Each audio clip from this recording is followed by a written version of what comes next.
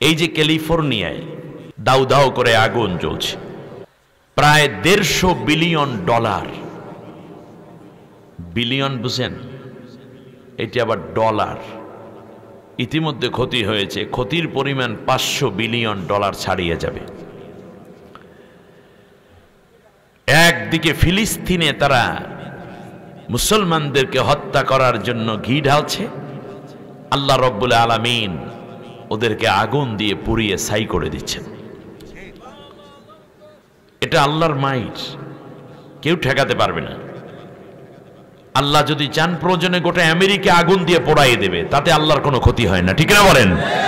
এটা আল্লাহর গজব।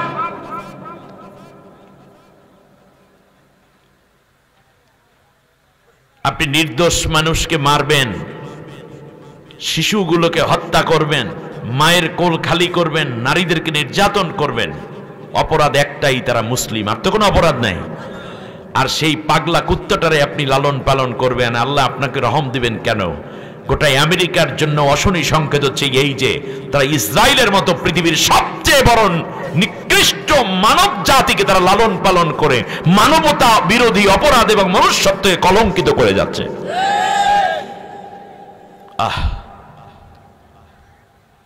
নিজেদের ভূমি থেকে তাড়িয়ে শুধু দিচ্ছে না, হত্যা করে তাড়িয়ে দিচ্ছে।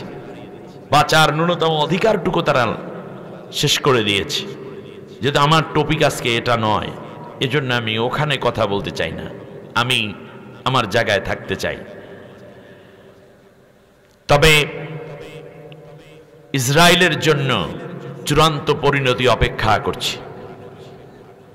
আল্লাহর নবী সাল্লাল্লাহু আলাইহি ওয়াসাল্লাম বলেছেন, লা তাকুমুস সাআতু হাত্তা ইউকাতিলাল মুসলিমুনাল ইয়াহুদা হাত্তা ইয়াখতাবিয়াল ইয়াহুদিয়্যু মিন ওয়ারাইল হাজারি ওয়াশ শাজার ফায়াকুলুল হাজারু আবিশ শাজারু ইয়া আবদাল্লাহ ইয়া আইয়ুহাল মুসলিম ইন্না ইয়াহুদিয়্যু মিন ওয়ারাই ফাতাআল ফাকতুলুহু ইল্লাল গরকাদ ফাইন্নাহু মিন শাজারিল ইয়াহুদ। আল্লাহর নবী বলেন, অবশ্যই মুসলমানদের সাথে বিশ্বের ইহুদিদের একটা চূড়ান্ত যুদ্ধ হবেই হবে। এই যুদ্ধে সমস্ত ইহুদিদেরকে হত্যা করা হবে। উপায়ন্ত না পেয়ে ইহুদিরা পালাতে থাকবে গাছের আড়ালে এবং পাথরের আড়ালে। গাছের জবান খুলে যাবে, পাথর মানুষের মতো কথা বলবে, গাছ এবং পাথর ডেকে বলবে, ইয়া আব্দাল্লাহ, ও আল্লাহর বান্দা, ইয়া আইয়ুহাল মুসলিম, ও মুসলমান মুসলিম সৈনিকেরা, ইন্নাল ইয়াহুদিয়্যু মিন ওয়ারাই, আমার পেছনে ইহুদি লুকায়া আছে, ফাতাআল, আমার কাছে আসো, ফাকতুলুহু, এবং তাকে হত্যা করে ফেলো, ইল্লাল গরকদ, গরকদ নামক একটা গাছ থাকবে, সেই গাছটা শুধু ইহুদিদেরকে ধরাইয়া দেবে না, ফাইন্নাহু মিন শাজারিল ইয়াহুদ, কারণ এই গাছটা হইল ইহুদিদের বন্ধু গাছ। এই জন্য ইহুদিরা জেরুজালেমে এবং বিভিন্ন শহরে বেশি বেশি করে গরকদ গাছ লাগায়। মাথা নষ্ট। তারা মনে করেছে গরকদ গাছ তাদেরকে আশ্রয় দিবে আর কোনো মুসলমান তাদেরকে ধরতে পারবে না। কিন্তু ঘটনা তো উল্টা। সেটা হচ্ছে যে কোনো গাছের আড়ালে যাক আর পাথরের আড়ালে যাক, পাহাড়ের আড়ালে যাক, তারা তো ধরাইয়েই দেবে। তাহলে মুসলমানরা আসামি তালাশ করার জন্য অন্য কোনো পাথর, অন্য কোনো গাছের পিছনে যাওয়ারই দরকার নেই, শুধু গরকদের পিছনে গেলেই তো হইল। বরং আল্লাহর নবী ওরা লুকাইবে যেই জায়গা সেইটা চিনাইয়া দিয়ে গেছে, ঠিক না বলেন? এটা আরো চমৎকার ব্যাখ্যা আছে। যাই হোক, এই যুদ্ধ চূড়ান্ত হবে। এই যুদ্ধে লড়বেন হযরত ঈসা আলাইহিস সালাম। সুবহানাল্লাহ পড়েন। মনে রাখবেন, অত্যাচার যেখানে, সেখান থেকে অবস্থাটা। এখন বলেন তো দেখি, এই যে দাবানল শুরু হলো, এই দাবানলটা মূলত শুরু হচ্ছে নিচ থেকে না উপর থেকে? নিচ থেকে। আগ্নেয়গিরি, আপনার নাম শুনেছেন? আগ্নেয়গিরি, আগুন, এটা থাকে কোথায়? উপরে না নিচে? নিচে, পাহাড়ের মধ্যে আগ্নেয়গিরি। এর মানে হচ্ছে জাহান্নামের যত উপকরণ সব আছে কোথায়? নিচের দিকে। আর শান্তির ফুলগুধারা যা আছে সব সৃষ্টি হয় কোথায়? উপরে। আমরা যেতে চাচ্ছিলাম কোথায়? আমারটা দাও। আমরা যেতে চাচ্ছিলাম কোথায়? নিচে না উপরে? জান্নাত কোথায়? উপরে। আমরা যদি উপরের দিকে যাই তাহলে আমরা কেমনে উপরে যাব? আপনি একটু আগে বললেন আপনি জান্নাতে যাবেন। যদি উপরের দিকে যেতে হয় তাহলে আপনাকে উপরের কোনো বাহন হাতে নিতে হবে, ঠিক না? আমাকে মাফ করবেন, আমি একটা তথ্য বের করতেছি, জাস্ট আর কিছু না। তো উপরের দিকে আপনি যখন যাবেন তখন উপরে যাওয়ার কিছু বাহন আছে। সেই বাহনগুলো কি কি? খুব বেশি উপরে মানুষ যখন রওনা করে দুনিয়া থেকে তখন ব্যবহার করে রকেট। জানেন কিনা কি ব্যবহার করে?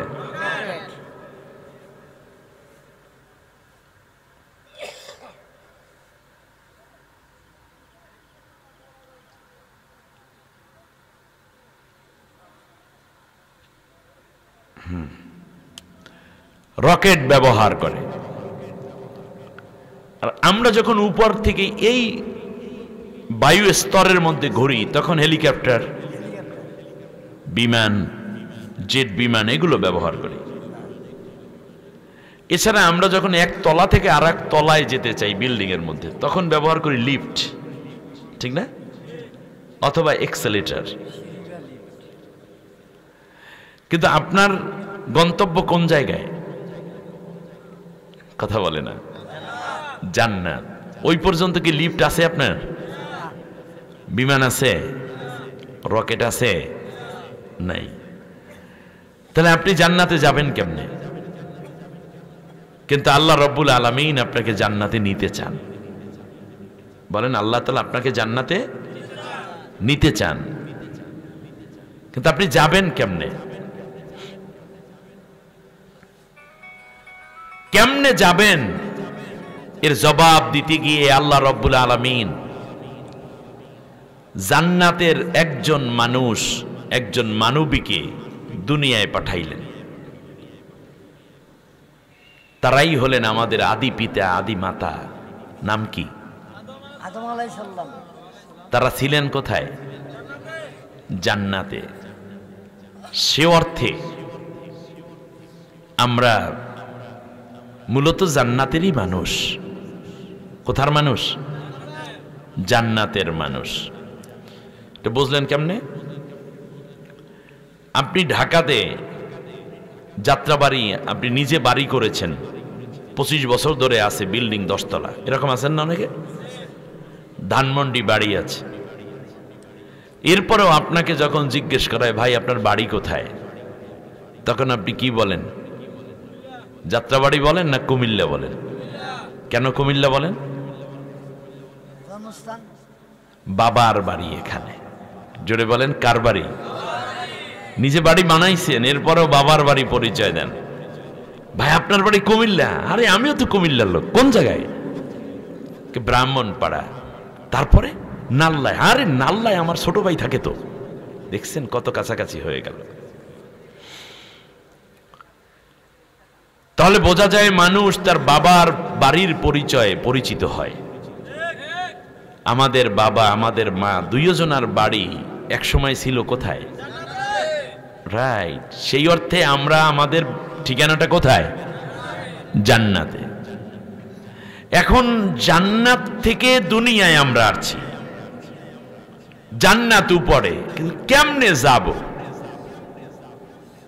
এই জন্য আমাদের বাপ মা দুইজন আল্লাহর কাছে আরজ করছিলেন, আল্লাহ একটা ভুল করার কারণে দুনিয়ায় পাঠাইলা, কিন্তু আমরা তো জান্নাত ছাড়া থাকতে পারবো না, আমাদেরকে আবার জান্নাতে নিতে হবে, কেমনে আসবো? আল্লাহ রাব্বুল আলামিন বললেন, ফাইম্মা ইয়াতিয়ান্নাকুম মিন্নি হুদান ফামান তাবিআ হুদায়া ফালা খাউফুন আলাইহিম ওয়ালা হুম ইয়াহজানুন। ও আদম, আমি অচিরেই একটা হেদায়েত পাঠাই দেব, ওই হেদায়েতের অনুসরণ যারা করবে, ওই পথের অনুসরণ যারা করবে, তারা আবার এখানে চলে আসবে, তাদের জন্য কোনো ভয় নাই, তাদের জন্য কোনো দুশ্চিন্তা নাই। তাহলে আবার জান্নাতে যাওয়ার রাস্তার নাম, পথের নাম কি? কোরআনের অনুসরণ, কোরআনের পথে চলা। যুগে যুগে বিভিন্ন কিতাব আল্লাহ পাঠিয়েছেন, এক এক নবীর উপরে, রসুলদের উপরে সাহিফা পাঠিয়েছেন, কিন্তু আমাদের জন্য সেই হেদায়েতের বাণীটার নাম কি? কোরআন। তাহলে উপরের দিকে যাবে তারা আল্লাহর হেদায়েত তথা কোরআনকে অনুসরণ করে যারা। কথা ক্লিয়ার না ভেজাল আছে? এই পর্যন্ত বুঝছেন কিনা সেইটা কোন? ব্যাস। এখন যারা এই কোরআনটাকে ধরলো না, তাদের পরিণতি কি? তারা আর উপরে যেতে পারলো না, তারা যাবে কোথায়? তাদেরকে টানবে কোথায়? নিচের দিকে। এই কথাটা বোঝাতে গিয়ে আল্লাহ তাআলা আয়াত বলেছেন, ওয়াল্লাযীনা কাফারু ওয়া কাযযাবু বিআয়াতিনা উলাইকা আসহাবুন নার হুম ফিহা খালিদুন। আর যারাই আমি আল্লাহ তাআলার দেয়া হেদায়েতকে বাদ দিবে, মানবে না, জানবে না, বুঝবে না, কোরআনকে খুঁজবে না, তাদের জন্য রয়েছে জাহান্নাম, অনন্তকাল তারা জাহান্নামেই থাকবে। এর মানে নিচের দিকে, আসফালা সাফিলিন। তাহলে জাহান্নাম থাকে কোন দিকে? আসফালা সাফিলিন। আবার আল্লাহ তাআলা বলেছেন যে তারা অনন্তকাল এই জাহান্নামের মধ্যে থাকবেই না, শুধু কোনোদিন তারা আর উপরে উঠতে পারবে না।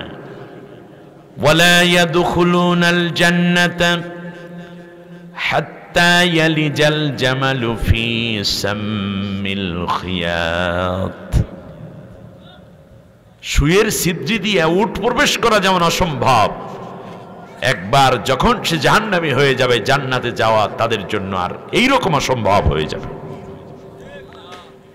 আপনারা কি বুঝতে পেরেছেন কথা? কোনো এই কথাগুলো বুঝতে কি কোনো অসুবিধা আছে আপনাদের?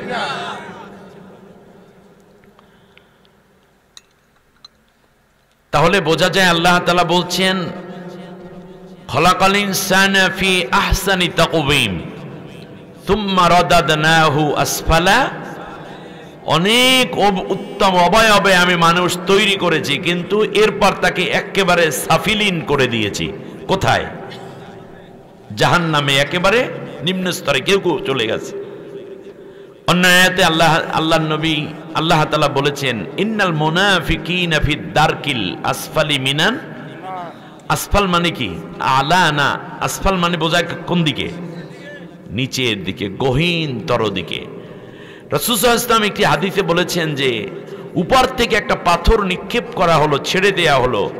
হঠাৎ করে সাহাবীর একটা বিকট আওয়াজ পেয়ে বলল, ইয়া রাসূলুল্লাহ, এই আওয়াজটা কিসের?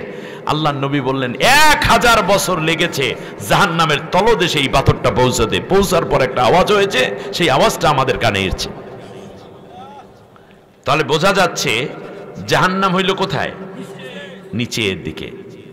আর অনেক উদাহরণ আছে, হাদিস আছে, কোরআন আছে, সব বলার দরকার নেই। এক কথায় বুঝে নেন, জান্নাত উপরে, জাহান্নাম নিচে।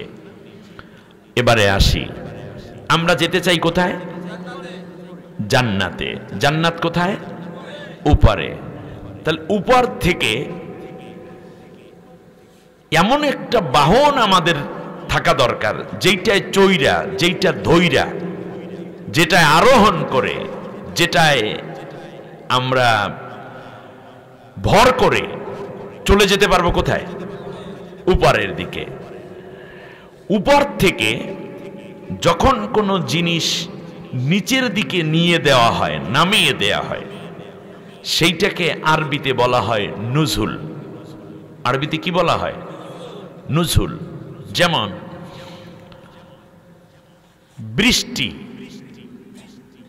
নিচ থেকে উপরে ওঠে না, উপর থেকে নিচে নামে। এই জন্য আল্লাহ তাআলা বলেছেন, হুয়াল্লাযী আনজালা মিনাস সামাই মাআম মুবারাকা, আমি আল্লাহ আসমান থেকে পানি নাজিল করি। ইউনাজ্জিলু, এই শব্দগুলো বৃষ্টির ক্ষেত্রে আছে। নুজুলটা কি? আমার দিকে তাকান। এই যে এইলো মেঘ, এই নিচের দিকে যে পানিটা পড়ছে, এটা কি হচ্ছে? নাজিল হচ্ছে। কি হচ্ছে? নাজিল। এইটাকে আরবিতে বলে নুজুল। কোরআনের ক্ষেত্রে আল্লাহ তাআলা উপর থেকে নিচে আসলে সেইটাকে বলে নুজুল, আর নিচ থেকে যখন উপরে জন্মায় সেইটাকে বলে তুনবিত, এনবাত, নাবাতা।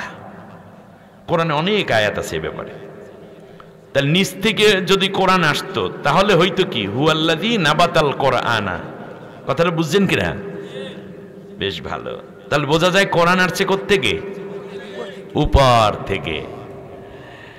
তাহলে উপর থেকে যেই জিনিস নিচে পড়ে সেটাকে আরবিতে কি বলে? এই জন্য কোরআনের ক্ষেত্রে আল্লাহ বলছেন, ইন্না আনজালনাহু ফি লাইলাতিল কদর, আমি কদরের রাতে কোরআন কি করেছি? নাজিল করেছি, অবতীর্ণ করেছি। তাহলে নাজিল মানেই বোঝা যাচ্ছে কোরআনটা কোথায় ছিল? উপরে ছিল। কোরআনটা উপরে রাখার কারণ কি? তার কারণ জান্নাত তো উপরের দিকে, আবার জান্নাতে উপরে আমরা যেতে চাই। তো উপরের দিকে যখন আমি যাব তখন কেমনে যাব? উপর থেকে একটা রশি নিচের দিকে দিতে হবে। দেখেন যে কি অবস্থা।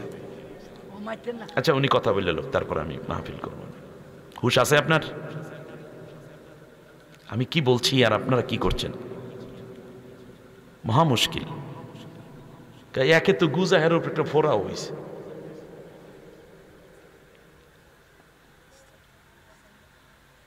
আফাল্লাহু আন্না, আস্তাগফিরুল্লাহ। কি বলছিলাম যেন? উপর থেকে নিচের দিকে আল্লাহ তাআলা আমাদেরকে উপরে নিতে চান। উপরে নিতে চান মানে কি? কোথায় নিতে চান? আল্লাহ যে জান্নাতে নিতে চান, এটা জান্নাতে, এটা আল্লাহর কর্তব্য। এটা আল্লাহর কি? আল্লাহ রাব্বুল আলামিন বলেন, وعلى الله قصد السبيل ومنها جائر ولو شاء الله لهداكم أجمعين। আমি তোমাদেরকে তৈরি করেছি, জান্নাতে আসার রাস্তাটা দেখানো আমি আল্লাহর উপরে আবশ্যক করে নিয়েছি, কর্তব্য ধরে নিয়েছি। সুবহানাল্লাহ বলেন না? وعلى الله قصد السبيل وعلى الله, উলামায়ে কেরাম আছেন, এখানে বোঝার কথা। وعلى الله, আল্লাহর উপরে এটা আবশ্যক করে নিয়েছেন আল্লাহ নিজে। অনেক পথ, তার মধ্য থেকে কোন পথে জান্নাতে যাওয়া যাবে এই পথটা দেখানো আল্লাহ নিজের উপর আবশ্যক করে নিয়েছেন। সুবহানাল্লাহ বলেন। সেই পথটা কেমন? এখন জান্নাতের স্টেশন, জান্নাতে যাওয়ার রাস্তাটা কেমন, কোন পথে জান্নাতে যাওয়া যাবে, এই পথটা দেখিয়ে দিয়েছেন কে? কোন পিশাব, কোন বুজুর্গ, কোন মুরব্বী, কোন বক্তা, কোন ফেরেশতা না। দেখানোর দায়িত্বটা কার? আল্লাহ তাআলা। এজন্য আল্লাহ রাব্বুল আলামিন বললেন, শোনো, আমি আল্লাহ তাআলা একটা পথ দেখাইয়া দিলাম, এই পথটার নাম সিরাতাল মুস্তাকিম। নাম কি? অপর দিকে আল্লাহ সুবহানাহু ওয়া তাআলা বললেন, শোনো দুনিয়ার মানুষেরা, এই পথটা দেখানো। এবার আমি আল্লাহ রাব্বুল আলামিন তোমাদেরকে যেই পথটা দেখাইয়া দিলাম, হেদায়েত দান করলাম, এই হেদায়েতের একমাত্র কেবলমাত্র শুধুমাত্র নির্ভুল গ্রন্থের নাম আমি আল্লাহ রাখলাম কোরআন। এই কোরআনের আর এক নাম আমি বানাইয়া দিলাম হেদায়েত। কোরআনের আর এক নাম কি? হাযা হুদা ওয়া রাহমাতাও ওয়া বুশরা লিল মুসলিমিন। হাযা হুদা, এইটা হলো হেদায়েত। এই কোরআনটা কি? হেদায়েত। এইটাকে আল্লাহ তাআলা বলছেন যে তুমি যেহেতু উপরে আসবে, তোমার আদি পিতা আদি মাতাকেও আমি উপরে নিয়ে আসছি, এখন উপরে আসার জন্য আমি আল্লাহ একটা সিঁড়ি দান করলাম, ওইটার নাম আমি রেখেছি হাবল। ওই সিঁড়িটার নাম কি? হাবল। হাবলুন শব্দের অর্থ রশি। হাবলুন শব্দের অর্থ হচ্ছে কি বলবো আমরা? সিঁড়ি। হাবলুন শব্দের অর্থ হচ্ছে পথ। হাবলুন শব্দের অর্থ হচ্ছে সহজ সরল পথে জান্নাত পৌঁছানোর দিক নির্দেশনা। সুবহানাল্লাহ বলেন। হাদা হুদা, কোরআনের এক নাম কি? হুদা। রশিটাকে আল্লাহ দুনিয়ায় ফেললেন। সুবহানাল্লাহ বলেন। একটা রশির কয়টা মাথা থাকে? কি আপনারা তাও জানেন না নাকি? সবাই মাথা নাড়িয়ে বলেন কয়টা? এবার আল্লাহ রাব্বুল আলামিন রশিটা ছেড়ে দিলেন। রশি ছেড়ে বললেন, এক মাথা আমি আল্লাহ লাউহে মাহফুজে আমার আরশের সাথে বাঁধে রাখছি, আর এক মাথা আমি দুনিয়ায় প্রেরণ করে দিলাম, নুজুল করে দিলাম, অবতীর্ণ করলাম। মানে আছে তো অবতীর্ণ কি? এখন আল্লাহ রাব্বুল আলামিন আমাদেরকে নির্দেশ দিয়ে বলছেন, ওয়াতাসিমু বিহাবলিল্লাহি জামিআন ওয়া লা তাফাররাকু। সবাই মিলে ঐক্যবদ্ধভাবে আমার এই রশিটা ধরবা, কেউ বিচ্ছিন্ন হবে না। তুমি চরমনাই হও, সরসিনা হও, মোকামিয়া হও, ফুরফুরা হও, জৈনপুর হও, আটরশি হও, 18 রশি হও, দেওয়ানবাগ হও, সুরেশ্বর হও, তুমি খারিজি হও, সুন্নি হও, শিয়া হও, তুমি লামাজাবি হও, মাতখালি হও, আহলে হাদিস হও, তুমি হতে পারো হানাফি, শাফি, মালিকি, হাম্বলি, তুমি হতে পারো সিস্তিয়া, কাদরিয়া, মোহাম্মদিয়া, মুজাদ্দাদিয়া, নকশেবন্দিয়া, তুমি হতে পারো শিয়া, যাই হও না কেন, ওইটা আমার দরকার নাই। আমার পুরা নির্দেশ হচ্ছে তুমি আমার রশিটাকে শক্ত করে ধরবা, তার কারণ এই রশি তোমাকে জান্নাতে নিবে। এর বাইরে যা তৈরি করেছে একটাও জান্নাতের রশি নয়, জান্নাতে যাওয়ার রশি নয়। তার কারণ জান্নাত থেকে যে রশি আছে ওইটাই জান্নাতে পৌঁছাইবে, আর জান্নাত উপরে। এই জন্য আল্লাহ রশি পাঠাইয়া দিয়েছেন। রশির বাইরে, আল্লাহর রশির বাইরে যা ধরেছো সবগুলো তোমাকে জাহান্নামে টানবে।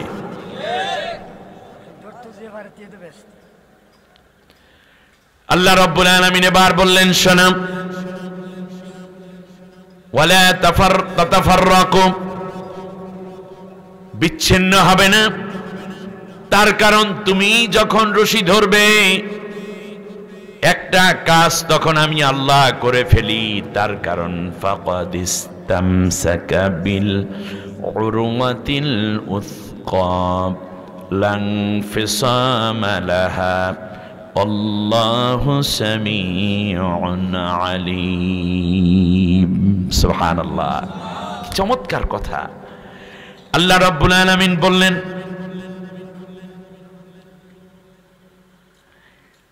যেই ব্যক্তি আমি আল্লাহর এই রশিটাকে ধারণ করবে, আমার কোরআনকে ধারণ করবে, তাকে আমি দেখি, তার কথা আমি শুনি। সামিউন বাসীর, সামিউন আলিম। আমি আল্লাহ দেখি, আমি দেখতে থাকি, শুনতে থাকি আমার বান্দা কি করছে। লাং ফিসাম লাহা, পৃথিবীর কোনো শক্তি নাই, কোনো অপশক্তি নাই আমার হাত থেকে আমার বান্দাটাকে কেড়ে নিতে পারে। সুবহানাল্লাহ বলেন। বাইরে ক্যালিফোর্নিয়ায় আগুন লাগলো, আগুন লাগা বাড়িগুলো লস অ্যাঞ্জেলেসে 21 তলায় একটা বিল্ডিং, নিচ থেকে আগুন লাগা শুরু হয়েছে। ফায়ার সার্ভিসের হেলিকপ্টার হাজির, উপর থেকে পানি মারে, নিচের আগুন নিবে না। বাচ্চা, নারী, শিশু, পুরুষ ছাদের উপরে উপস্থিত, চারদিকে আগুন। উপর থেকে আগুন প্রুফ রশি ছেড়ে দিয়েছে হেলিকপ্টার। কি প্রুফ?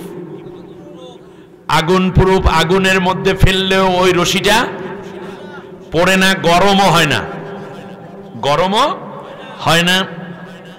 এই রশিটা ছেড়ে দিয়ে চিৎকার করে বলতেছে, রশিটা ধরো, রশিটা ধরো।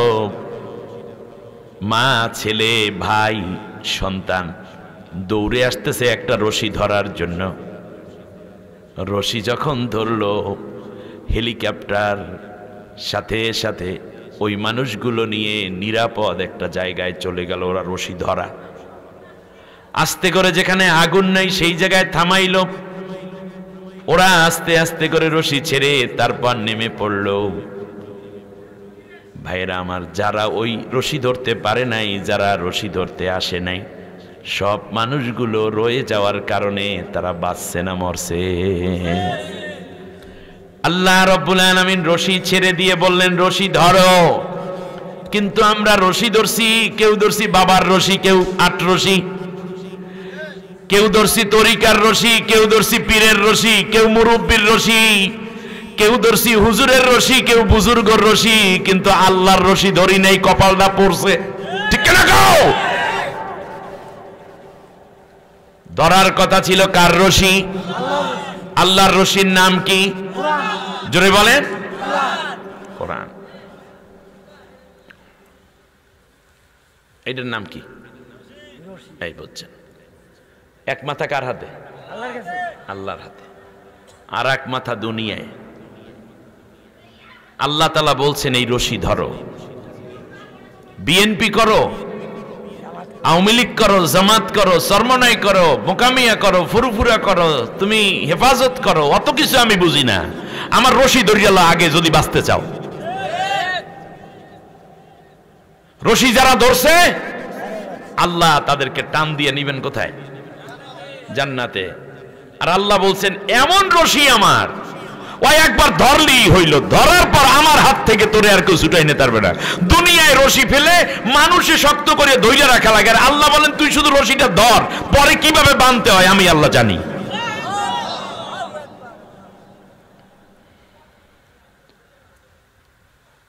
এই রশি আসছে কোত্থেকে? নিয়ে যাবে কোথায়? কোন ঝামেলা বুঝতে কোন আর অসুবিধা আছে? শয়তান চিন্তা করলো, আমি কিছু নকল রশি ফেলবো। কথা বোঝেন নাই? এইবার শয়তান কি করলো দেখেন, সে নিজে কিছু রশি বানাইছে। এবার আপনাদেরকে বলি, আল্লাহ রাব্বুল আলামিনের আরশ উপরে, জান্নাত উপরে, লাওহে মাহফুজ উপরে, আলামে আরা উপরে, যেতেও চাই উপরে, ইল্লিন উপরে, ঠিক না? মানুষেরা দুনিয়ায় বৈশা যদি কোনো রশি বানায়, এই রশি কি উপরের দিকে নিবে নাকি নিচের দিকে টানবে? বানাইছে উপরে বৈশা না নিচে বৈশা? নিচে বৈশা। টানবে কোথায়? নিচে আছে কি? ওয়াজ আর শোনার দরকার নেই, এইটুকু নিয়ে চলে যান। কিন্তু আপনি কোরআনটাকে আঁকড়ে ধরেন। এখন থেকে প্রতিদিন কমপক্ষে 5 আয়াত কোরআন অর্থ সহ পড়েন। কোরআনটাকে সুন্দর করে আপনি নিজের জীবনে, ব্যক্তি, পারিবারিক, সামাজিক, রাজনৈতিক, অর্থনৈতিক জীবনে প্রয়োগ করেন, আপনি জান্নাতি। ব্যাস। এখন শয়তান রশি ফেলাইছে 4 দিক দিয়া।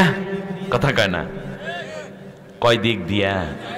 ক্যালিফোর্নিয়া আগুন জ্বলে কয় দিক দিয়া?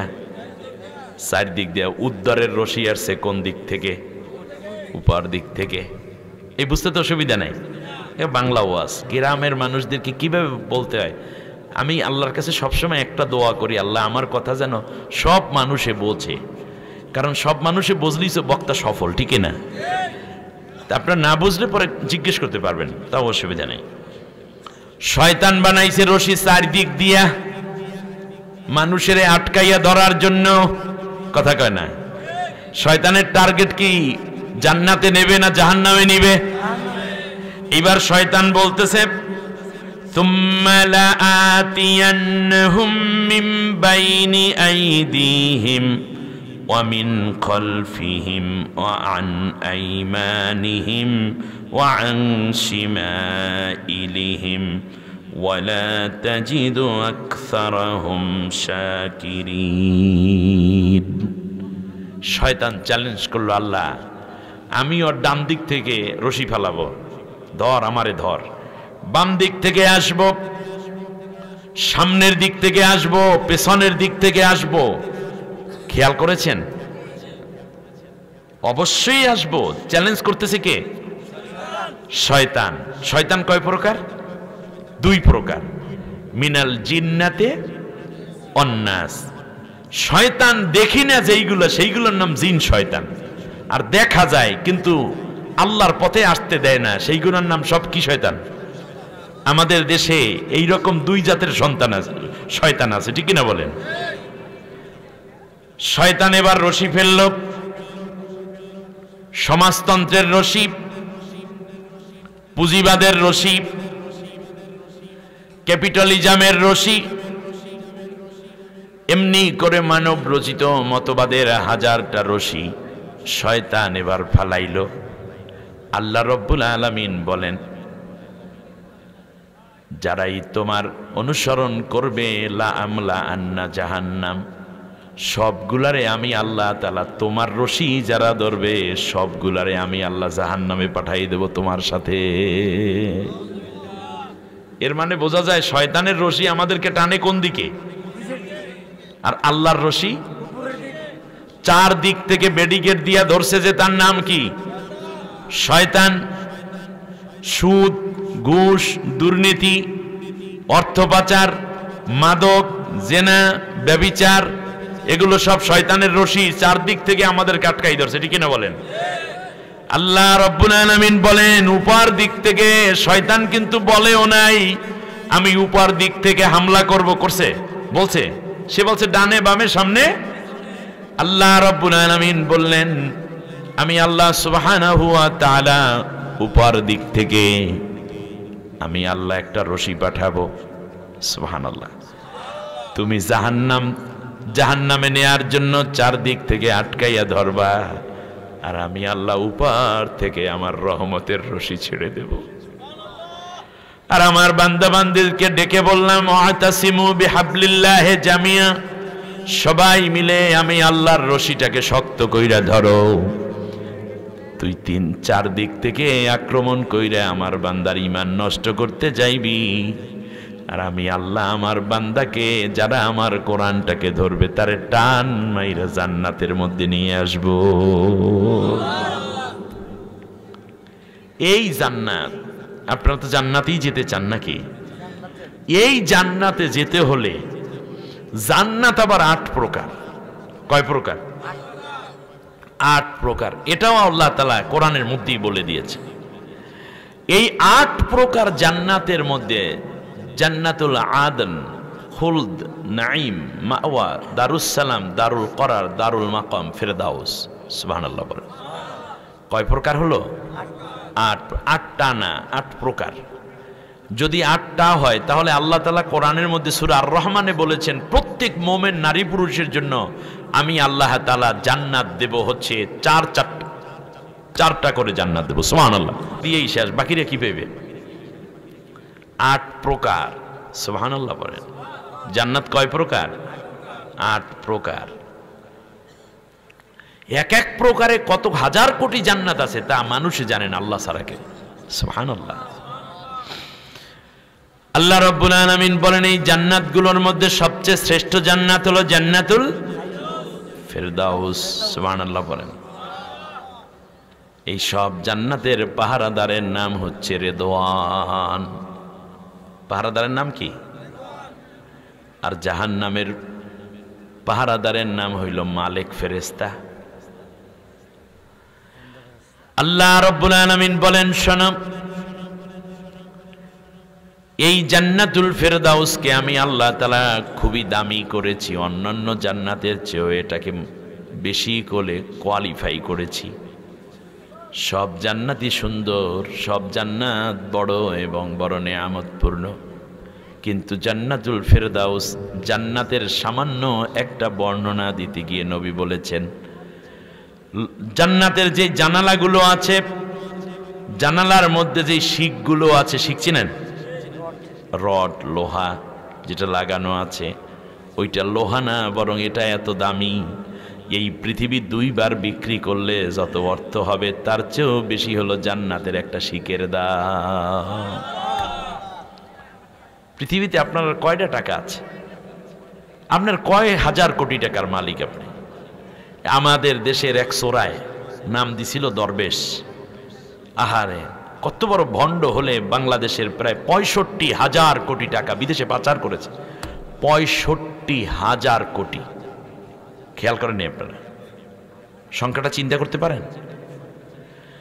দুর্নীতি করছে এই টাকাটা দেশে রাখলে আমার দেশের লক্ষ লক্ষ যুবকের চাকরি হতো। আপনার কথা বুঝে আসছে আপনাদের? বাংলাদেশের এই ছোট্ট একটা দেশ থেকে অর্থ পাচার করে 52টা রাষ্ট্রে, বিশ্বের 52টা রাষ্ট্রে, এর মধ্যে ক্যালিফোর্নিয়াতেও সর্বমোট বাড়ি বানাইছে 638টা। মাত্র ভূমিমন্ত্রী সে, একজন ভূমিমন্ত্রী 52টা রাষ্ট্রে 630 এর মতো হিসাবে আসছে, 632টা বাড়ি বানাই রাখছে। কত বড় নাফরমান হতে, দেশদ্রোহী হতে পারে। এরা নাকি ছিল দেশপ্রেমিক, আর যারা এদেশে হাসপাতাল বানালো, ইসলামী ব্যাংক বানালো, এদেশের মানুষের চিকিৎসা সেবা দিল, এদেশের মানুষের সুখে দুঃখে পাশে দাঁড়ালো, এমপি মন্ত্রী দুর্নীতি যারা একটা পয়সাও করে নাই তারা হয়ে গেল রাজাকার। বর্তমান যুগের পোলাপাইনরা কয় ঠিক আছে আমরা সব রাজাকার, চেয়েছিলাম অধিকার, হয়ে গেলাম রাজাকার। শেষবারে স্লোগান দিয়ে বলছে তুমি কে রাজাকার, আমি কে রাজাকার, বলছে কে? স্বৈরাচার। আপনি দেখেছেন অবস্থাটা কোথায়? এই দরবেশের ধরলো, যাওয়ার আগে কত বড় জ্ঞান পাবি, কি সুন্দর সাদা দাড়ি ছিল। হ্যাঁ, আমাদের এই কি বলবো, আমি পারবো না, এটা দুঃখিত, এ কাজটা আমি পারি না, দুঃখিত। এই কাজটা যিনি পারেন তাকে বলবেন, আর আমাকে পরবর্তীতে আনলে এই কাজে আনবেন না, কারণ এটা সব কাম সবাই পারে না। আমি একটা ভালো আলোচনা দিতে পারবো, আল্লাহ যতটুকু তৌফিক দেন। এবারে শুনুন, এই যে মনে করেন আমাদের সভাপতি আমিরুল ইসলাম ভাইয়ের মতো সুন্দর দাড়ি ছিল, সাদা সাদা চুল, সাদা পাঞ্জাবি, সাদা গেঞ্জি, সাদা পাজামা, শেষ পর্যন্ত সাদা দাড়িগুলোরে কামাইয়ে ফেলাইছে। এরপর কি করছে? সাদা চুলগুলোকে কালো করেছে কলব দিয়ে, মোষ কামাইছে। সব কামাইয়া গেঞ্জি পইরা, লঙ্গি পইরা, 15 টাকা দামের পঞ্চ পইরা তারপর রওনা করছে। যেই নৌকায় তার এইরকম দুর্নীতিবাজ বানাইলো সেই নৌকায় আবার উঠছে, ধরছে কোস্ট গার্ডে। নেয়ার পরে রিমান্ডে জিজ্ঞেস করলো, যা করছেন ওগুলো পাবো না, পরে ডিম দিলে সব বাইরেই বেন, অসুবিধা নেই। জিজ্ঞেস করলো যে আপনি এই কাজটা কেন করলেন, দাড়িটা কামাইলেন কেন? পুলিশকে ধমক দিয়ে বলছে তোমাদের মাথায় তো ইসলামিক জ্ঞান নাই। বলে সে কি? বলল যে দাড়ি রাখা সুন্নত আর জীবন বাঁচান ফরজ। আমি ফরজ রক্ষা করার জন্য সুন্নত কামাই গেলাইছি।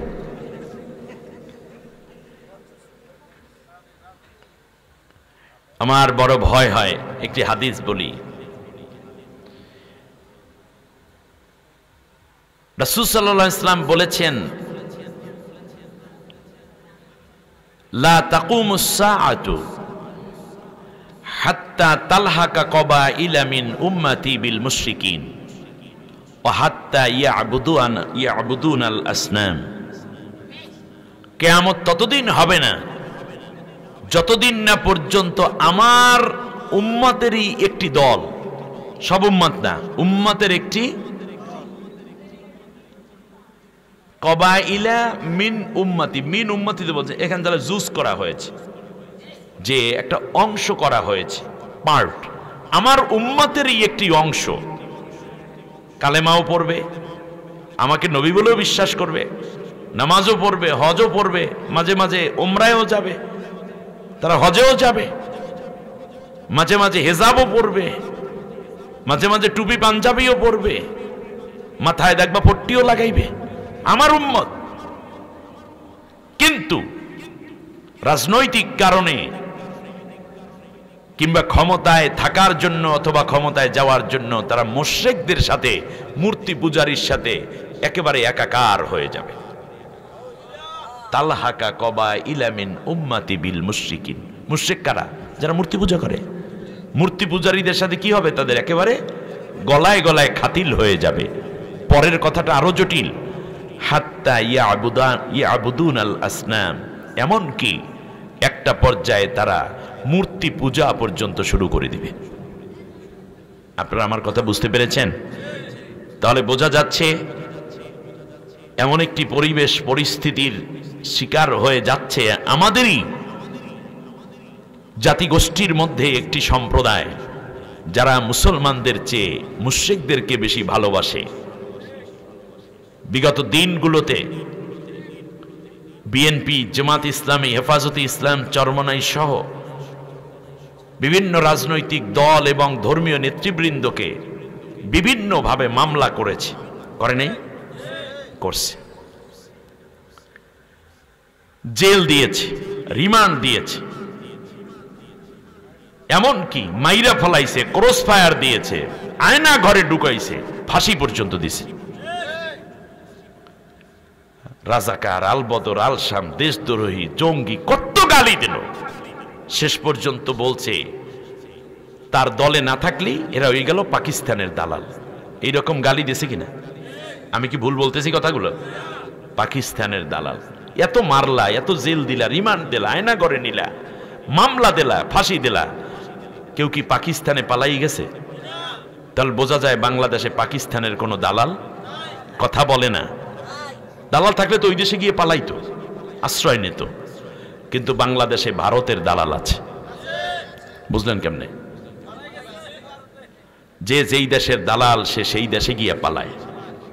আর আমার দেশে তার পরপরই পানি বন্যা ছাইরা সিলেট, এই কুমিল্লা, ফেনী, চট্টগ্রাম, কক্সবাজার ডুবাই দেয় নাই? আমাদের কন্যা যাওয়ার পর বন্যা আসে নাই? কি কয় না, না কয়? এগুলো ভুলে গেছেন কেন? আমরা দিছি কন্যা, তারা দেশে বন্যা। এখন কিয়ামত পর্যন্ত নাকি ওনাকে রেখে দিবে। ভারতের সবচেয়ে বড় যেই ক্ষতিটা মোদি করে গেল, মোদি সরকার, সেটা হচ্ছে বাংলাদেশের এত বড় খুনি, এত বড় দুর্নীতিবাজ, এত বড় স্বৈর শাসককে তাদের রাষ্ট্রে আশ্রয় দেওয়ার কারণে বাংলাদেশ সহ তাম বিশ্বের সাথে ভারতের পররাষ্ট্র নীতির চরম বিপর্যয় দেখা দিয়েছে। সময় মতের জবাব দেওয়া হবে ইনশাআল্লাহ। সম্মানিত ভাইরা, সব জান্নাতের মধ্যে সেরা জান্নাত যেটা, তার নাম জান্নাতুল। আল্লাহর নবী বলেছেন, যখন তোমরা আল্লাহর কাছে জান্নাত চাইবে তখন জান্নাতুল ফেরদাউসি চাইবে। সুবহানাল্লাহ বলেন। কোন জান্নাত? জান্নাতুল।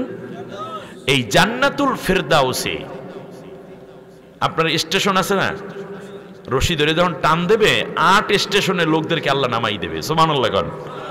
যে যেই যোগ্যতায় তাকে সেই স্টেশনে নামাই দেওয়া হবে। সুবহানাল্লাহ কন। আপনারা কি নিচে পড়তে চান না উপরে উঠতে চান? এই তো বুঝতে পারছেন। ওয়াজ যে মনে থাকে, খালি ভুলে যায়। কয় বেটা হুজুর আনছিল, ওয়াজ করছে কঠিন। কি ওয়াজ করছে? কার বেটা জীবনে কোনোদিন এই ওয়াজ আমি শুনিনি। এত চমৎকার কথা, যেমন কণ্ঠ তেমন দলিল তেমন যুক্তি। আরে ভাই, মানুষ পাগল হয়ে গেছে ওয়াজ শুনতে শুনতে। কয় ভাই কি ওয়াজ করছে সেই দেখো, তা তো মনে নেই। এইরকম যেন না হন। এক জান্নাত বোঝাতে গিয়ে এতগুলো কথা বললাম, এইবার জান্নাতে রওনা করছেন। কোন স্টেশনে থামতে চান? 60টা কাজ করতে হবে। কয়টা? 60টা কাজ যারা করবে তারা জান্নাতুল ফেরদাউসে যাবে। সুবহানাল্লাহ বলেন। নারী কিংবা পুরুষ। আমার সাথে পড়েন, আউযু বিল্লাহি মিনাশ বিসমিল্লাহির রহমানির রহিম। বিতাড়িত অভিশপ্ত শয়তানের ওয়াসওয়াসা থেকে আল্লাহর আশ্রয় চাই। আমাদের আশ্রয়দাতাকে, প্রশ্রয়দাতাকে, মুক্তিদাতাকে, রক্ষাকর্তাকে, পরম করুণাময় অসীম দয়ালু আল্লাহর নামে শুরু করছি। قد أفلح المؤمنون الذين هم في صلاتهم خاشعون والذين هم عن اللغو معرضون والذين هم للزكاة فاعلون والذين هم لفروجهم حافظون إلا على أزواجهم أو ما ملكت أيمانهم فإنهم غير ملومين فمن ابتغى وراء ذلك فأولئك هم العادون والذين هم لأماناتهم وعهدهم راعون والذين هم على صلواتهم يحافظون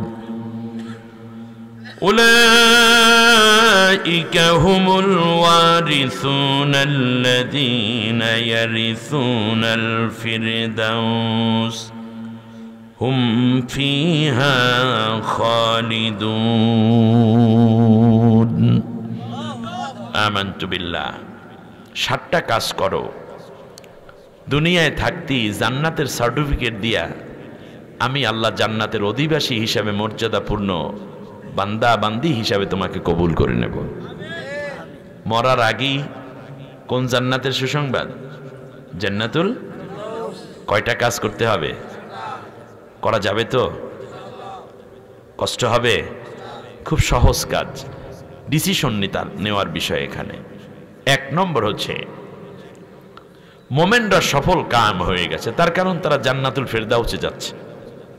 তবে তাকে 1 নম্বর যে কোয়ালিটি অর্জন করতে হবে তা হচ্ছে নামাজের মধ্যে তাদেরকে ভীত সন্ত্রস্ত হতে হবে, বিনয়ী হতে হবে, নামাজের মধ্যে বড়ই কাতরতা দেখাতে হবে, আমি আল্লাহর কাছে নরম দিল নিয়ে দাঁড়াতে হবে। সুবহানাল্লাহ। তাহলে জান্নাতুল ফেরদাউস শ্রেষ্ঠ জান্নাত, তাহলে নামাজটাও হতে হবে শ্রেষ্ঠ নামাজ। কথাটা বুঝছেন কিনা? আপনারা দেখেন, আপনাদের এই নাল্লায় স্ট্যান্ডে দাঁড়াইয়া 1 কাপ চা খাইলে কয় টাকা লাগে? 10 টাকা। হোটেল শেরাটনে 1 কাপ চা খাইলে কত টাকা লাগে? 1000 টাকা। কত টাকা? 1000 টাকা। এটার দাম 10, ওইটার দাম 1000। বলেন তো দেখি, ওটাও 1 কাপ চা, এটাও 1 কাপ চা, ওটাও মানুষেরা বানায়, এটাও মানুষেরা বানায়, এটার মধ্যেও লিকার দেয়, ওটার মধ্যেও লিকার, এটাও চিনি দুধ, ওটাও দুধ চিনি। পার্থক্যটা কোথায়? না, কোয়ালিটি। বলেন শব্দটা কি বলবেন? গুণগত মান। গুণগত মান। আপনি একটা চাদর কিনেছেন, দাম 500 টাকা, আপনার পাশেই আর একজন বসা, ওই চাদরটার দাম 5000 টাকা। দুইটার দামই তো চাদর। এই দামটা যে বাড়ালো, এটা কিসে বাড়াইছে? গুণগত মান, কোয়ালিটি। তাহলে জান্নাতুল ফেরদাউস সর্বশ্রেষ্ঠ জান্নাত। নামাজ তো সবাই পড়ে, কিন্তু যদি জান্নাতুল ফেরদাউসে যেতে চাও তাহলে তোমার নামাজের মধ্যে একটা কোয়ালিফাই করতে হবে, সেটা হচ্ছে নামাজের মধ্যে ভীত সন্ত্রস্ত খুশু খুজু আনতে হবে। সুবহানাল্লাহ। আমি একেবারে ছোট্ট একটা ঘটনা বলি, আপনার যেন মনে থাকে সেজন্য। হযরতে ফাতেমা রাদিয়াল্লাহু তাআলা আনহাকে জিজ্ঞেস করা হয়েছিল, ফাতেমা আপনি নামাজ পড়েন কিভাবে? তিনি বললেন যে নামাজের আগে আমি 2টা ওযু করি। নামাজের গুণ আমি আপনাদেরকে শোনাচ্ছি। ফাতেমা আপনি 2টা ওযু করেন কেমনে? আমরা তো একটা ওযু করি। বললেন যে ওযু শব্দের অর্থ ধুয়ে মুছে ছাপ করা। আমি আমার অন্তরের ওযুটা আগে করি। প্রথমে আমি মনে করি আলীর প্রতি প্রেম ভালোবাসা, আল্লাহ আমাকে যা দিয়েছেন এটা মুছে ফেলি। হাসান হোসাইন আমার কলিজার টুকরা, 2 নয়নের মণি। হাসান হোসাইনের প্রতি আমার যে মায়া, স্নেহ, আদর, মমতা, এটাও আমি মুছে ফেলি, ধুয়ে ফেলি, পাক করি, সাফ করি আমার অন্তরকে। এই মায়া অন্তরের মধ্যে আর রাখি না। সংসারের প্রতি আমার মোহ মায়া যা আছে সেইটাও আমি ধুয়ে মুছে সাফ করে ফেলি। আমি মনে করি এই সব জিনিস বলতে আমার জীবনে কিচ্ছু নাই। সুবহানাল্লাহ। এরপরে আমি বাইরের পানি দিয়ে ওযু করি, যেমনটা আল্লাহ বলেছেন, ইযা কুমতুম ইলাস সালাতি ফাগসিলু উজুহাকুম ওয়া আইদিয়াকুম ইলাল মারাফিকি ওয়ামসাহু বিরুউসিকুম ওয়া আরজুলাকুম ইলাল কা'বাইন। মুখমণ্ডল ধৌত করো, গিরা সহ উভয় হাত কোনাই পর্যন্ত ধৌত করো, মাথা মাসেও করো, পা ধোও। এই কাজগুলো আমরা করি কিনা? ফাতেমা রাদিয়াল্লাহু আনহা বললেন এইটা আমি করি। এরপর আমি জায়নামাজে দাঁড়াই। আমি মনে মনে ভাবি আমি পুলসিরাতের উপর দাঁড়াইয়া আছি, চারদিকে জাহান্নামের আগুন দাউ দাউ করে জ্বলছে। আমি মনে হয় কেটে কুটে জাহান্নামের মধ্যে পড়ে যাচ্ছি। এরপরে আমি মনে করি আমার সামনে আমার আল্লাহ রব্বুল আলামিন হাজির আছেন। আমি আমার আল্লাহকে দেখে দেখে তাকে সেজদা করছি, তার কাছে আমার মনের কষ্টগুলো খুলে খুলে বলছি। আমার মনের সমস্ত চাওয়া পাওয়াকে আমার আল্লাহর হাতে আমি সুপর্দ করছি। আর যদি আমি আল্লাহকে না দেখি তাহলে আল্লাহ রব্বুল আলামিন তো আমাকে দেখতেই পাচ্ছেন। আনতা আবুদাল্লাহা কাআন্নাকা তারাহু ফাইন লাম তাকুন তারাহু ফাইন্নাহু ইয়ারাক। আল্লাহ নবী বলেছেন এমন ভাবে আল্লাহর ইবাদত করো যেন তুমি আল্লাহকে দেখছো। তুমি আল্লাহকে না দেখলে কি হবে? আল্লাহ তো তোমাকে দেখতেই পাচ্ছেন। এইভাবে আমি চিন্তা করি। আর আমি পঞ্চমবারে মনে করি আমার পেছনে আজরাইল দাঁড়িয়ে আছে, এটাই বুঝি আমার জীবনের শেষ নামাজ। এখনই বুঝি আমার জান কবজ হয়ে যাবে, কোনদিন বুঝি আর এমন করে নামাজ পড়ার সুযোগ হবে না। এই নিয়ত করে আমি নামাজ পড়ি, এইভাবে আমি আমার নামাজ শেষ করি। সুবহানাল্লাহ। খুশু খুজু বুঝতেছেন আপনারা? নামাজের মধ্যে যা তিলাওয়াত করা হয় অর্থগুলো পড়ুন।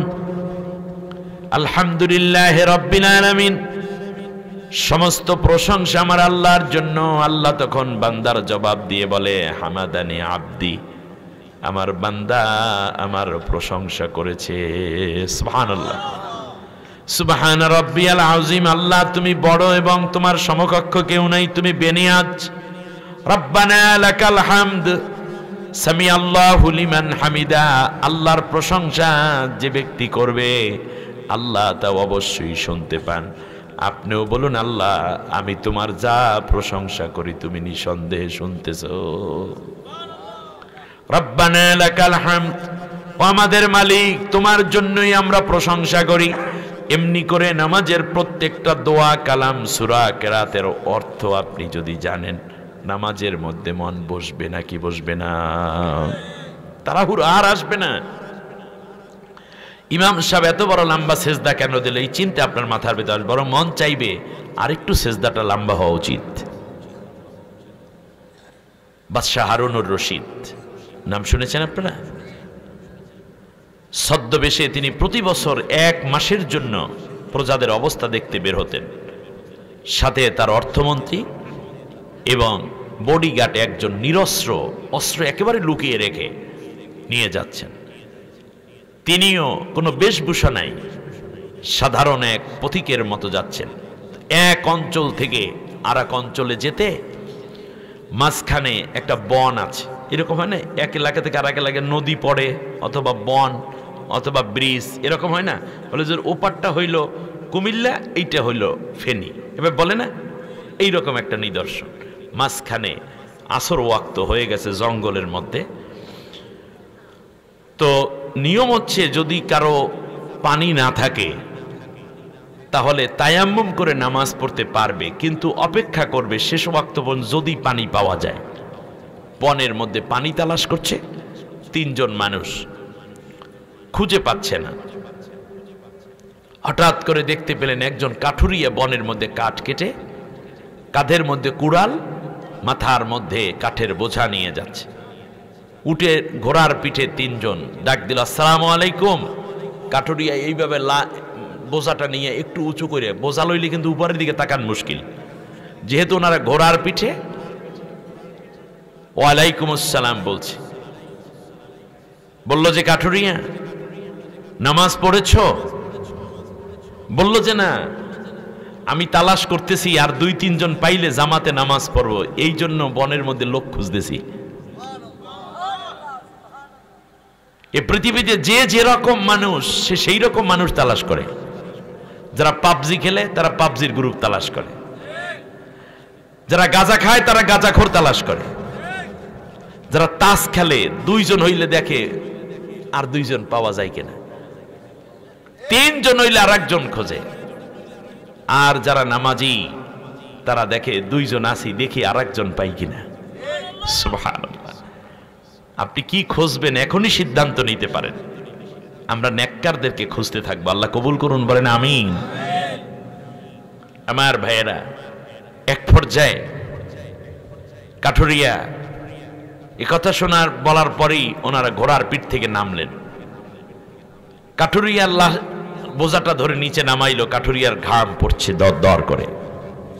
বলল কাঠুরিয়া তোমার কি অজু আছে? বললো হ্যাঁ আমার তো অজু আছে।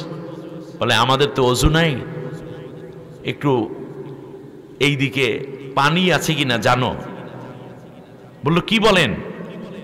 আপনাদেরকে দেখতে শুনতে কত পরহেজগার আলেম মনে হয়, আমার এই 54 বছর বয়সে কোনোদিন শুনি নাই যে একজন মোমেন অজু ছাড়া কেমন করে সফর করে।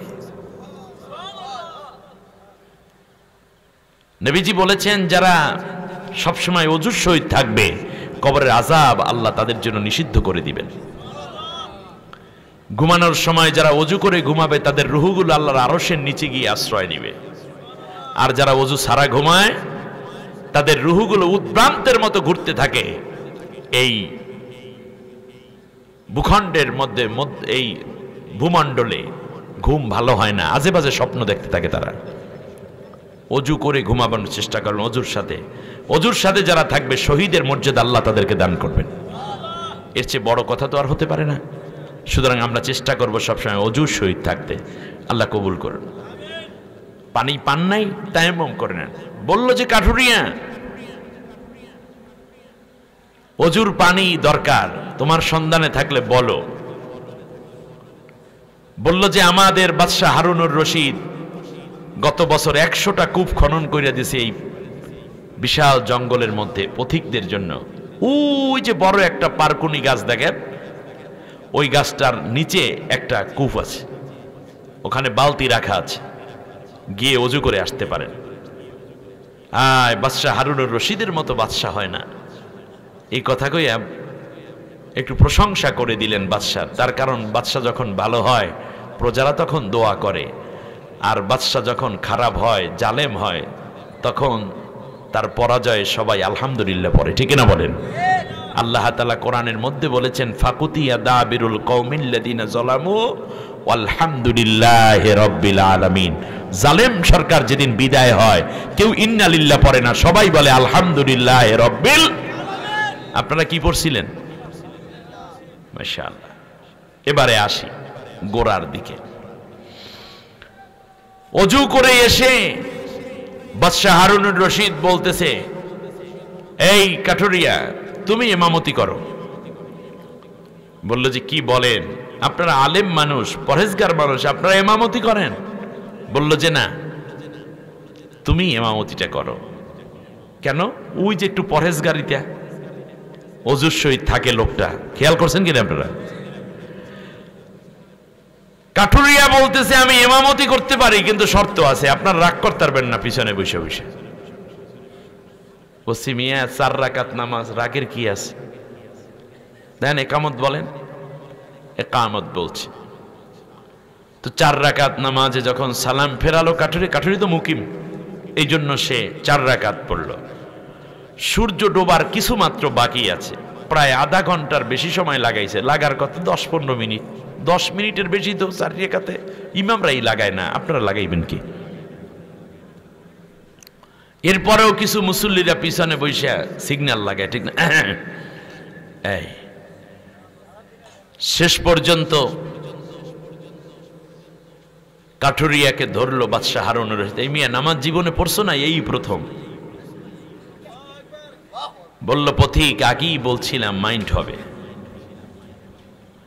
4 রাকাত নামাজে তুমি কি কি চিন্তা করছো? এত টেনশন কেন তোমার? বলল পথিক বলেছিলাম ইমামতিটা আপনি করেন, আপনারা কেহ করেন, তবে একটা কথা আপনাকে বলি শোনেন, জীবনে অনেক নামাজ আপনারা পড়েছেন, ওই সমস্ত নামাজ কেমন ছিল আমি জানি না, আপনি জানেন, আর আল্লাহ তাআলা জানেন। কবুল হয়েছে নাকি কবুল হয় নাই আপনিও জানেন না, আমিও জানি না। কিন্তু কাঠুরিয়ার পিছনে যেই আসরের নামাজ আদায় করেছেন, এই নামাজ পুরাপুরি কবুল হওয়ার নিশ্চয়তা আল্লাহ নিজে দিয়েছে। বলল কিভাবে? হারুনুর রশিদ জড়সড় হয়ে গেলেন কাঠুরিয়ার সামনে। তার কারণ যে ব্যক্তি আল্লাহকে ভয় করে, আল্লাহর নবী বলেছেন তাদের সম্মান করো, কারণ যারা আল্লাহকে ভয় করে তাদের বদদোয়া থেকে বেঁচে থাকো। আল্লামা সাইদি সাহেব যেই কথাগুলো বলেছেন জালেমদের ব্যাপারে, সব কথাগুলো বাস্তবায়িত হচ্ছে, ঠিক না বলেন? বলেছিলেন 18 কোটি মুসলমান গাছের গোড়া ধরে নাড়া দিবে, মামু বাড়ি দিল্লি গিয়ে পড়বা। হয়েছে কি হয়নি? বলছিলেন ইঁদুরের গর্ত খুঁজে পাবে না পালানোর জন্য, সেইটাই হয়েছে কিনা বলেন? 4 দিক থেকে অন্ধকার নেমে এসেছে, সামনে অবস্থা আরো খারাপ হবে। তার কারণ হত্যার বিচার হবে এই জমিনে, গণহত্যার বিচার শুরু হয়ে গেছে, সামনে কেউ পালাতে পারবেন না ইনশাআল্লাহ। আসুন যেই জায়গাটায় আমি রেখেছিলাম, বলল শুনুন পথিক, মুসাল্লায় দাঁড়িয়ে ওয়াজ্জাহতু ওয়াজহিয়া লিল্লাযী পড়েছি, ইকামতের পরে তাকবীরে তাহরিমা পড়ার পরে আমি সূরা ফাতিহা পড়েছি, সাথে একটা সূরা মিলিয়েছি, যতক্ষণ পর্যন্ত আমার আল্লাহ আমাকে ডাক দিয়ে না বলেছেন কাঠুরিয়া রে তোর নামাজে দাঁড়ানোর হাজিরা, তোর তাকবীরে তাহরিমা, তোর সানা, তোর দোয়া সূরা ফাতিহা এবং সাথে মেলানো সূরা কবুল করেছি, যতক্ষণ পর্যন্ত আমার আল্লাহ আমাকে ইলহাম না করেছেন ততক্ষণ পর্যন্ত আমি কাঠুরিয়া রুকুর মধ্যে মাথা ঝুঁকাই নাই।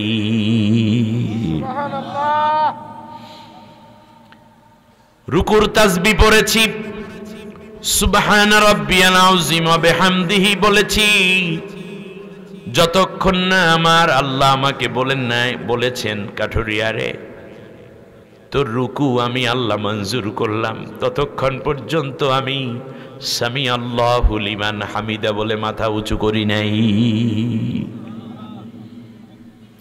এমনি করে করে প্রত্যেকটা আরকানের মধ্যে আমি আমার মাবুদের ইশারা তালাশ করেছি, অপেক্ষায় ছিলাম যতক্ষণ পর্যন্ত আমার আল্লাহ আমার নামাজের পূর্ণ কবুলের স্বীকৃতি না দিয়েছেন ততক্ষণ পর্যন্ত আমি কাঠুরিয়া ডানে বামে সালাম ফিরাই নাই। অপথিক জীবনে বহু নামাজ পড়েছেন, কবুল হয়েছে কিনা জানি না, কিন্তু আজকের নামাজ আল্লাহ রব্বুল আলামিনের দরবারে মকবুল হয়েছে, কবুল হয়ে গেছে। খুশু খুজু ইমাম সাহেব কয় সুবহানা রব্বিয়াল আলা, আর মুসল্লি উঠাইয়া বাক্সের দিকে চায় জোতা কঞ্জরা বালা। এইরকম নামাজ না। এ সমস্ত নামাজীদের জন্য জাহান্নাম। ফাওয়াইলুল লিল মুসাল্লিন আল্লাযীনা হুম আন সালাতিহিম সাহুন। নামাজের মধ্যে যারা অমনোযোগী হয়ে পড়ে, এক বন্ধু আরেক বন্ধুরে খোঁচা মারে, একজনে আরেকজনের সাথে কথা কয়, তাশাহুদের মধ্যে কল আসছে, মোবাইলটা ফ্যান খুললে খায়, এই শোন এখনো সালাম ফিরাই নেই, পরে কল দিস। বুঝতে পারছে, এখনো সালাম ফেরাই নাই, এইটা আবার ফোনে কইয়া দিয়েছে রিসিভ করে। আত্মাহিয়াত তো পড়তে আছি, সালাম ফিরাইয়া কল দেবো অনে, এখন রাখ, মোবাইল রেখে দিয়েছে পকেটে। নামাজ আছে, কথা বলে না। এরকম নামাজই আছে। নামাজ বিনয়ের সাথে গভীর মনোযোগের সাথে আদায় করতে হবে। আল্লাহ আমাদের কবুল করুন। তাহলে ওই কোয়ালিটি যেই নামাজে থাকবে, ওই নামাজই যাবে কোথায়? ওয়াল্লাযীনা হুম আনিল লাগওয়ি মুরিদুন। বেহুদা কথা থেকে, অপ্রয়োজনীয় কথা থেকে, গীবত থেকে, চগলখুরি থেকে যারা নিজেদেরকে হেফাজত করবে তাদের জিহ্বাকে, পারবেন? আপনি দেখবেন আপনার কথা 90% কমে গেছে। গীবত করবেন না, ঝগড়া করবেন না, মিথ্যা বলবেন না, গালিগালাজ করবেন না, মানুষের পিছনে পিছনে দোষ বলে বেড়াবেন না, বানাইয়া বানাইয়া মানুষের বিরুদ্ধে কোনো তথ্য দিবেন না। এরপরে আল্লাহর জিকির করবেন জিহ্বাটা দিয়ে, সত্য কথা বলবেন। এই কাজগুলোতে আপনি জিহ্বাকে ব্যবহার করেন। আর বাজে কথা, মিথ্যা কথার কোনো আপনি ব্যবহার কইরেন না জিহ্বাটাকে। আপনি দেখবেন আপনি জান্নাতুল ফিরদাউসের মানুষ হয়ে গেছেন। সুবহানাল্লাহ বলেন। দুনিয়াতেও আপনার ইজ্জত সম্মান আল্লাহ বাড়িয়ে দিবেন। মনে রাখবেন, আমরা যা বলি না কেন এগুলো সব ভেসে যায় না, রেকর্ড হয়। মা ইয়ালফিযু মিন কাওলিন ইল্লা লাদাইহি রাকীবুন আতীদ। তুমি যা বলো না কেন সব রেকর্ড হয়ে থাকে। একদল ফেরেশতারা সব রেকর্ড করে রাখে। ফোনের মধ্যে কথা বলেন, এটাও রেকর্ড হচ্ছে, এক্সচেঞ্জে তালাশ করলে পাওয়া যাবে। ঠিক তেমনই ফেরেশতারা রেকর্ড করে রাখছে। আপনি মনে করছেন কম্বলের মধ্যে বসে আপনি চ্যাটিং করতেছেন কারোর সাথে, কোনো বয়ফ্রেন্ড গার্লফ্রেন্ড নামের হারামি, কিংবা আপনি কোনো কাজ করছেন, এটা মনে হয় কেউ বোঝে নাই। না না, এগুলো সব রেকর্ড হবে। এগুলো আপনার জাহান্নামের কারণ হবে যদি খারাপ কিছু হয়, আর ভালো কিছু হলে এটা জান্নাতের উৎস হয়ে যাবে। অতএব জিহ্বা দিয়েছেন কে? নবীজি বলেছেন, তোমার জিহ্বার জামিনদার হও। মা মাইয়াজমিনুলি মা বাইনা রিজলাইহি ওয়া লিহিয়াইহি আজমিনু লাহুল জান্নাহ। দুই উরুর মাঝখানে যা আছে মানে তোমার সতীত্ব, আর তোমার দুই চোয়ালের মাঝখানে যা আছে মানে জিহ্বা, এই দুইটার জামিনদার হও। আমি মুহাম্মদ সাল্লাল্লাহু আলাইহি ওয়াসাল্লাম তোমার জন্য বেহেশতের জামিনদার হয়ে যাব। আল্লাহ আমাদেরকে হেফাজত করুন। মা বোনেরা এই কাজগুলো থেকে বিরত থাকুন। ঝগড়া ফাসাদ, ইনাইয়া বিনাইয়া মিথ্যা কথা বলে একে অন্যের প্রতি লাগাইয়া দেওয়া, শাশুড়ির বিরুদ্ধে পুত্রবধূ লাগায়, পুত্রবধূর বিরুদ্ধে ছেলের কাছে শাশুড়ি লাগায়, এরকম কপাল পোড়া দুই একটা আছে না? নাই, নাল্লায় নাই। এই কাজগুলো বন্ধ করুন, আপনি জান্নাতি হয়ে যেতে পারবেন। আল্লাহ কবুল করুন। ওয়াল্লাযীনা হুম লিয-যাকাতি ফাঈলুন। যাকাত দানে খুব তৎপর, আগ্রহী হয়ে উঠবে। ইসলামী রাষ্ট্র হলে বাংলাদেশ ইনশাআল্লাহ মাত্র 3 বছর লাগবে দারিদ্র্য বিমোচন করতে। এত পরিমাণ যাকাত বাংলাদেশের মানুষ দিতে এরা আগ্রহী এবং জাকাত হয়ে যাবে। সুবহানাল্লাহ। একটু সুষ্ঠু বন্টন দরকার, সুষ্ঠু বন্টন এবং সৎ মানুষের শাসক, এই দুইটা কাজ যদি বাংলাদেশে হতো তাহলে বাংলাদেশ বহুত আগেই ওই সিঙ্গাপুর টিঙ্গাপুর সারাইয়া অনেক উপরে উঠে যেত, ঠিক না? কিন্তু যারাই ক্ষমতায় যায় তারাই রসার তল করে, মনে ক্ষমতা হচ্ছে একটা জুয়া খেলার মতো, জুয়া খেলা, জুয়ায় দান পায়, জনগণের টাকা নিয়ে ভাগাইয়া চলে যায়। সিছি, আল্লাহর কাছে এরা কি জবাব দেবে? দুনিয়ায় এরা নিকৃষ্ট, আখিরাতেও নিকৃষ্ট হবে। মাইয়াগলুল ইয়াতি বিমা কাল্লা ইয়াউমাল কিয়ামা। দুনিয়ায় যে যা আত্মসাৎ করেছে সব নিয়ে আমি আল্লাহর কাছে কিয়ামতের দিন হাজির হতে হবে। আল্লাহ আমাদেরকে মাফ করুন। ওয়াল্লাযীনা হুম লিফুরুজিহিম হাফিজুন, যারা লজ্জাস্থানের কোনো জেনাকার জান্নাতুল ফেরদাউসে যাওয়ার যোগ্যতা নাই, জেনাকারিনী নারীরও নাই। তার কারণ আপনি জান্নাতুল ফেরদাউসে যাবেন আর আপনি জেনা করবেন, এটা কি হয়? অসম্ভব। জান্নাতুল ফেরদাউস এত সহজভাবে আল্লাহ তৈরি করেন নাই, এত দামি জিনিস, এটা ডিসকোয়ালিফাইড হয়ে গেছেন আপনি।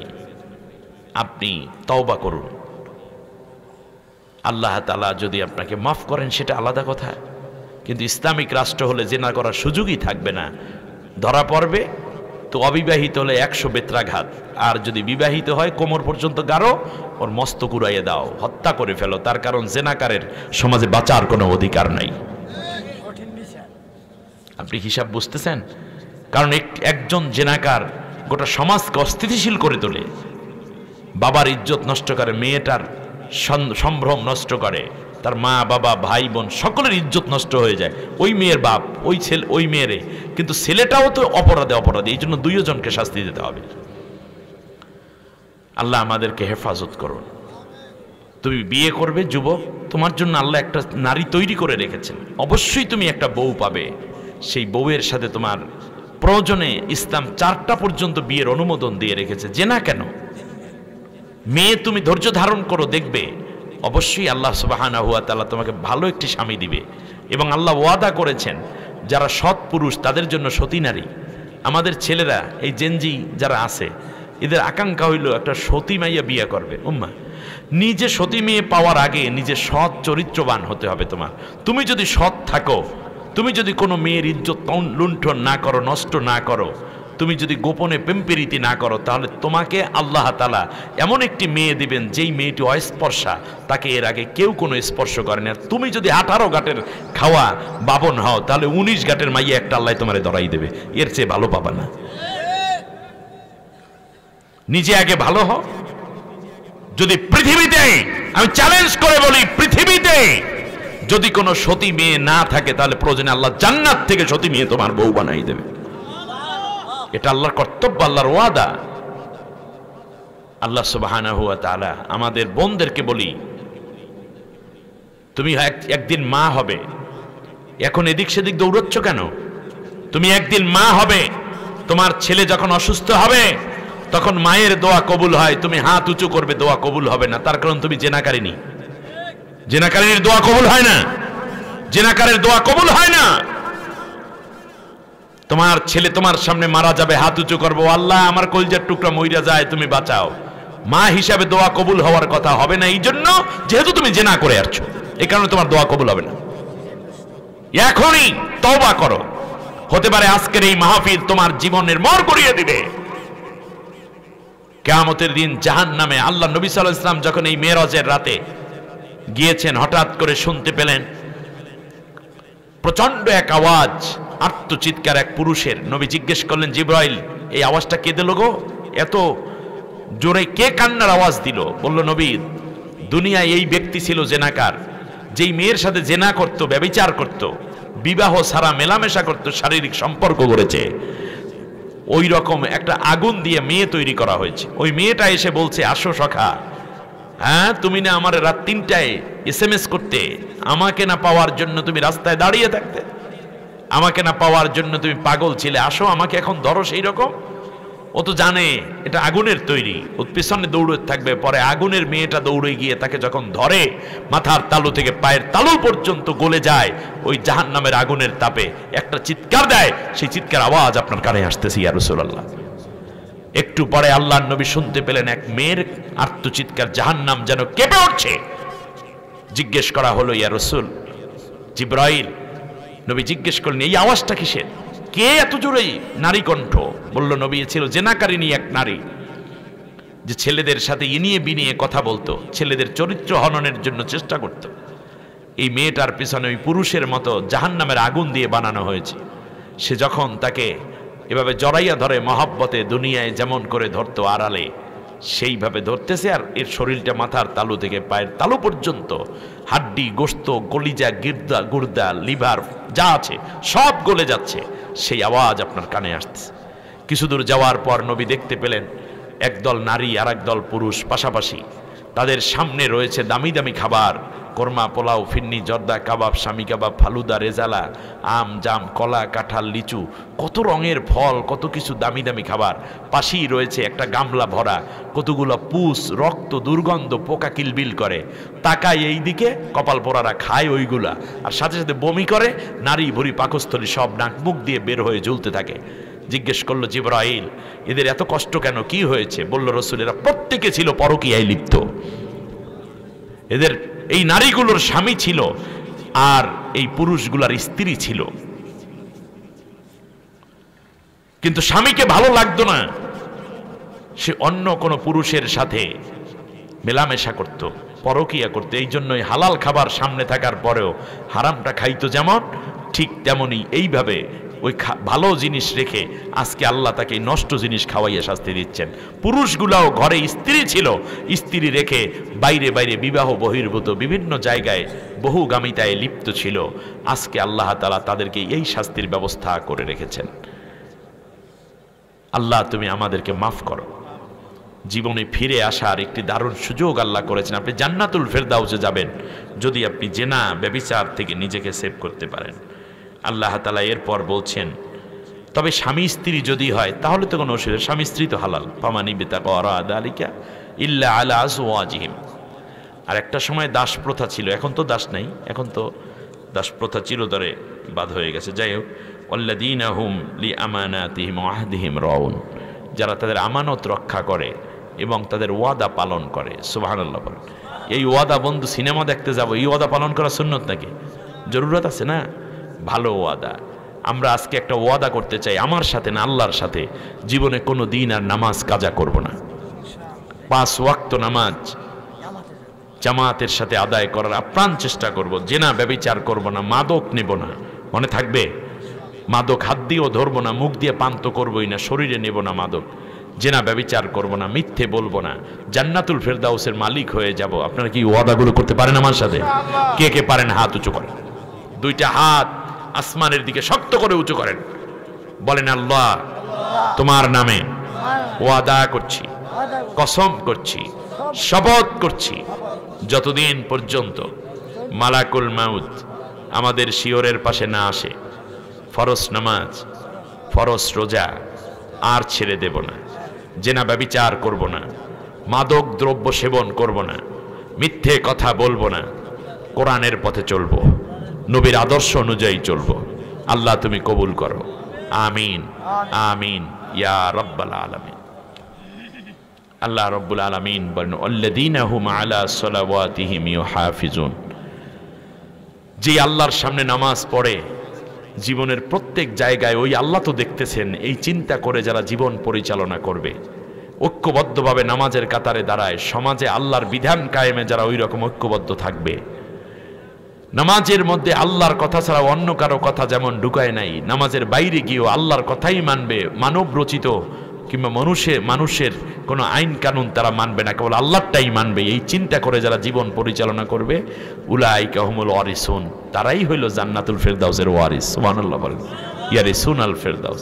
1-2 দিন পরে তাদেরকে জান্নাত থেকে বের করে দিবে না, হুম ফিহা খালিদুন, অনন্তকাল অনাদিকাল তারা এই জান্নাতুল ফেরদাউসেই থাকবে। সুবহানাল্লাহ বলেন। সূরা মুমিনুনের 1 নম্বর আয়াত থেকে 11 নম্বর আয়াত পর্যন্ত আমি তিলাওয়াত এবং তার সরল অনুবাদ সহ হালকা কিছু কথা বললাম। এখন আমরা মুনাজাতে চলে যাব।